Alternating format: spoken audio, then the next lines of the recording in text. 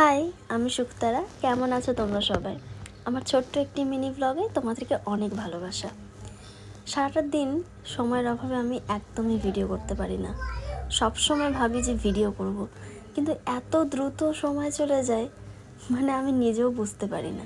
আজকের ভিডিওটা শ্যুট করার একটাই কারণ, অনেক দিন ধরে গ্যালারি দেখছি পুরো ফাঁকা, একটাও ভিডিও নেই যে তোমাদের সঙ্গে শেয়ার করব। তো ভাবলাম চলো, আজকের দিনটা তো এমনি ঠান্ডা ঠান্ডা রয়েছে, অন্যান্য দিন যে গরমটা থাকে সেই গরমটা আজ আর নেই।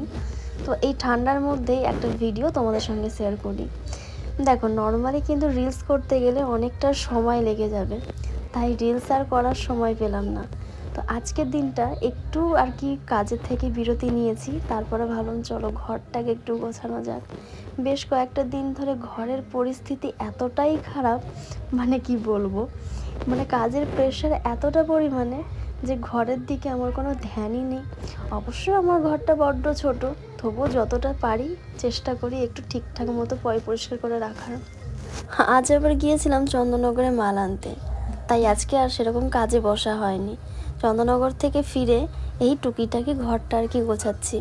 সকালবেলায় খুব তাড়াতাড়ি ঘুম থেকে উঠেছি, যেহেতু চন্দননগর যাব।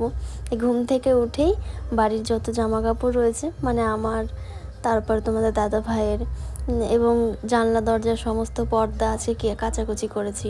তারপরে এই যে বিকেলবেলার দিকে ভাবলাম চলো আজ আর কাজে বসবো তবে রাত্রির দিকে।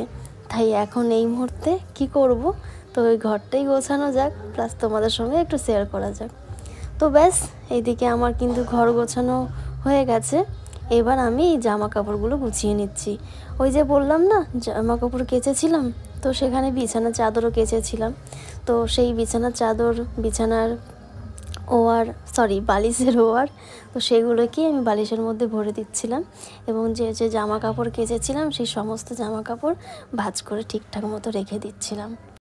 জানো তো, আমার না আবার জামা কাপড় কাচতে, জামা কাপড় ভাঁজ করতে, ঘর গোছাতে ভীষণ ভালো লাগে। কিন্তু ওই যে বারবার বলছি, সময়ের অভাবের জন্য আমি এখন আর কিচ্ছুটি করতে পারি না। এর আগে করতাম ঠিকই, তবে এখন আর একদমই সময় হয়ে ওঠে না। তো যাই হোক, দেখো এখানে আমি আবার বিছানার চাদরটাকে গুছিয়ে নিচ্ছিলাম। অবশ্য রাত্রেবেলায় বিছানার চাদরটা পাতবো, তবুও গোছানো থাকলে কত সুন্দর লাগে না? দেখো তো, তোমাদের সঙ্গে গল্প করতে করতে আমার ঘরটাও কিন্তু গোছানো হয়ে গেছে। আর বলো তো কেমন লাগছে? যাই হোক, আমার ঘরে অনেক জিনিসপত্র রয়েছে, তবুও চেষ্টা করলাম ঘরটাকে একটু সুন্দর করে তোলা। আসলে কি বলতো, ঘরের মধ্যে না এলইডি বোর্ডের যত কাজ হয় সেই সমস্ত ভিনাইল, এলইডি ল্যাম্প, এই সমস্ত কিছু রাখা হয় আমার ঘরে। কিছুটা আমার ঘরে রাখা হয়, কিছুটা অন্যান্য জায়গায় রাখা হয়। আসলে এই কাজ করতে গেলে না অনেকটা জায়গার প্রয়োজন, যে জায়গাটা এই মুহূর্তে আমাদের কাছে নেই। তাই ঘরে বাইরে সব জায়গায় মিলিয়ে মিশিয়ে রাখা হয়। তো যাই হোক, হয়তো আমার ঘরটা একটু দেখতে খারাপ লাগছে, তবে বিশ্বাস করো এই ঘরটা আমার কাছে অনেকটাই সুন্দর লাগে। ঘর ছোট হোক বা বড়, ঘর ছাদের হোক বা টালির, ঘরই হয়। দেখবে আমরা যখন খুব ক্লান্ত হয়ে পড়ি, তখন সবসময় মনে করি যে কখন একটু ঘরটাতে গিয়ে শোবো। ঠিক যখন আমরা সেই ক্লান্ত শরীরটাকে নিয়ে বাড়িতে আসি, তখন মনে হয় যে আমার এই ঘরটা আমার কাছে স্বর্গ। যাই হোক, দেখো এদিকে একটা কাণ্ড ঘটে গেছে। কাণ্ডটা এটাই যে আমার তো চুলগুলো অনেকটাই বড় ছিল, তোমরা এর আগে হয়তো দেখেছো। তবে রিসেন্টলি আমি চুলটাকে কেটে ফেলেছি, তোমাদের দাদাভাই আমার চুলটাকে কেটে দিয়েছে। কিন্তু এখন আমি দেখতে পাচ্ছি যে আমার চুলটা এমনভাবে কেটেছে, পুরো ট্যাড়া হয়ে গেছে। যাই হোক, আমি কিন্তু পরশুদিনকে চুল কেটেছিলাম। আমি দুদিন যেহেতু চুলে তেল দেওয়ার বা চুল আঁচড়ানোর সময় পাইনি, তাই আজকে আমি তেল দিচ্ছি এবং আঁচড়াচ্ছি। এবং আজকে আমি দেখতে পেলাম যে আমার চুলের অবস্থা এতটা বাজে করে দিয়েছে। যাই হোক, এটাকে এখন আমার সমান করতে হবে।